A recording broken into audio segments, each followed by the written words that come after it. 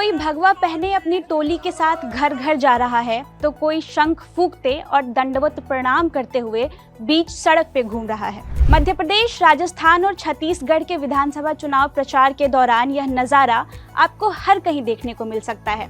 वजह इस बार बड़े स्तर पर संतों का मैदान में उतरना है। 200 सीटों वाली राजस्थान में ही अलग अलग समुदाय के 4 से ज्यादा बाबा मैदान में उतर चुके हैं, तो वहीं कुछ उतरने की तैयारी में हैं।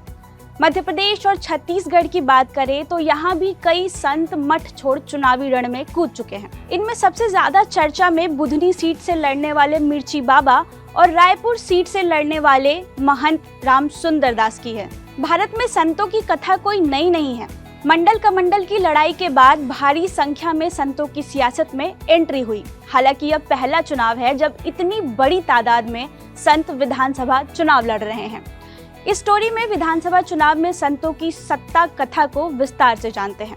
राजस्थान में कांग्रेस और बीजेपी दोनों जमकर संतों को टिकट देने में जुटी है। बीजेपी ने घोषित रूप से अब तक महंत बालकनाथ ओटाराम देवासी और महंत प्रतापपुरी को टिकट दिया है। वहीं कांग्रेस ने भी मुस्लिम धर्मगुरु साहले मोहम्मद को टिकट दिया है। तिजारा सीट से बीजेपी उम्मीदवार महंत बालकनाथ योगी वर्तमान में अलवर लोकसभा सीट से सांसद भी हैं। बालकनाथ का पर्चा दाखिल कराने खुद उत्तर प्रदेश के मुख्यमंत्री योगी आदित्यनाथ आए थे। बालकनाथ संप्रदाय के योगी हैं। नाथ संप्रदाय का हरियाणा और राजस्थान बॉर्डर के कई जिलों में मजबूत दबदबा भी है। महंत बालकनाथ को राजस्थान में बीजेपी के भीतर सीएम दावेदार भी माना जा रहा है। एक और उम्मीदवार महंत प्रतापपुरी की बात करें तो वो तारा मठ के प्रमुख हैं। यह मठ बाड़मेर इलाके में काफी सक्रिय है। प्रतापपुरी साल 2018 में भी पोखरण सीट से चुनाव लड़ चुके हैं, लेकिन उन्हें हार का सामना करना पड़ा था। अब बात मध्य प्रदेश और छत्तीसगढ़ की। मध्य प्रदेश में इस बार 2 संत खुलकर ताल ठोक रहे हैं। बुधनी सीट से शिवराज सिंह चौहान के खिलाफ मिर्ची बाबा मैदान में है। मिर्ची बाबा का पूरा नाम महामंडलेश्वर स्वामी वैराग्यानंद है और उन्हें समाजवादी पार्टी ने टिकट दिया है। मिर्ची बाबा साल 2018 से पहले लाइमलाइट में आए थे। उस वक्त कांग्रेस की सरकार बनने के बाद उन्हें राज्य मंत्री का दर्जा दिया गया था।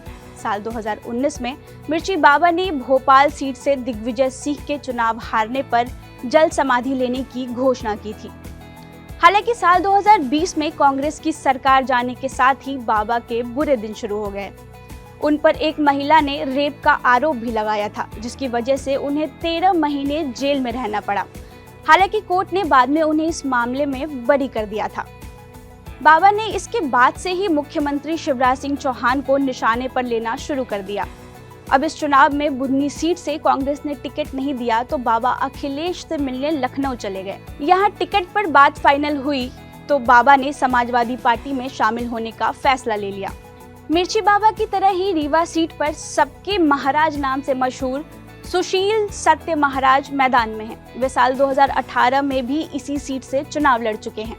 इसके अलावा छत्तीसगढ़ के रायपुर सीट से चुनाव लड़ रहे रामसुंदर दास दूधाधारी मठ के प्रमुख हैं।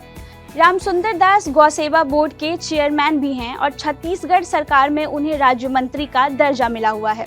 ये विधायक भी रह चुके हैं। अब जानते हैं कि संतों का राजनीति में आना कितना सही। जगत गुरु शंकराचार्य राजेश्वराश्रम फरवरी 2022 में संतों की राजनीति में आने का विरोध कर चुके हैं।